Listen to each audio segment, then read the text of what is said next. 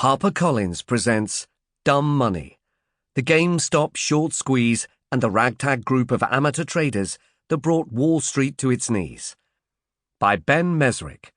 Read by Fajer Al-Kaisi.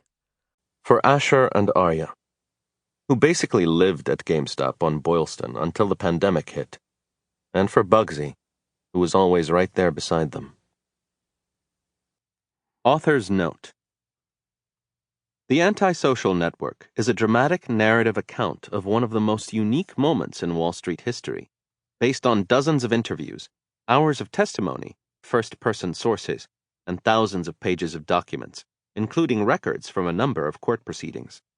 Though there are different and often contentious opinions about some of the events in the story, to the best of my ability, I recreated the scenes in the book based on the information I uncovered. Some dialogue has been recreated. In some instances, certain descriptions and character names have been altered at the request of my sources to protect privacy. Although over the years, I have spent many hours browsing the aisles of my local GameStop. I was, after all, a video game junkie during my 20s, came of age in the era of Pac-Man and Donkey Kong, and have an 11-year-old who can name every character in Fortnite and Roblox. I can honestly say that I never expected to write a book that revolved around the company, or, at least, the company's stock. Like many people around the world, trapped at home during the height of the pandemic, I watched the market turmoil that came to a head the week of January 25th, 2021, with a mixture of amazement and amusement. There was no question that something dramatic was happening. A David versus Goliath story involving a ragtag group of amateur investors, gamers, and internet trolls taking on one of the biggest hedge funds on Wall Street.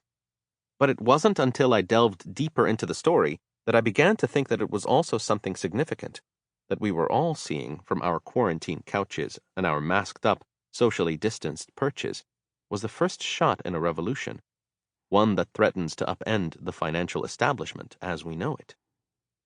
The deeper I looked, the more I believed the battle that drove the price of a single share of GameStop to a pre-market high of $500 on January 28th had origins that dated back to Occupy Wall Street and beyond, when an anger toward big banks and the havoc wreaked in the last economic meltdown bubbled up into largely impotent protests and sit-ins.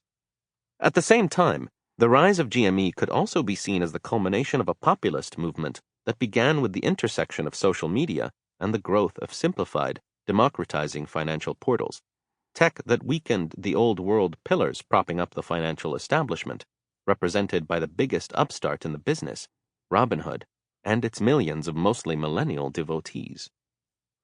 What seems certain to me is that this first revolutionary shot, fired directly at Wall Street, if not from Main Street, from the basement of an amateur trader a few blocks away, is only the beginning. Those old-world pillars, protecting the suits and ties from the rabble outside, no longer seem so firm. A sea change has begun, right alongside the crypto revolution, with very similar philosophical implications. It's impossible to know where this change will lead, how Wall Street will respond, whether what has now been unleashed by social media can even be contained. But historically, revolutions fed by anger tend to go in the same direction. At some point, once the pillars start to shake, the walls inevitably fall. Part 1. There's deep value, then there's deep fucking value. Keith Gill. Chapter 1. January 26th, 2021.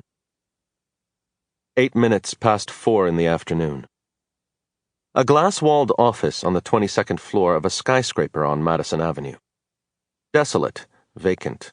The lights dimmed, the empty trading desks lined up and lifeless, like high-tech terracotta soldiers, chairs pushed in, and Bloomberg terminals dark. A place that 1 year earlier would have been brimming with activity, the pulsing, beating heart at the center of one of the most powerful and successful hedge funds in the world. Now, quiet, along with all the other offices and all the other skyscrapers in the pincushion that was New York.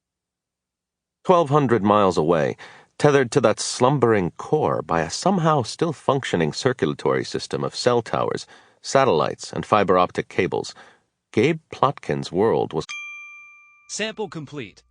Ready to continue?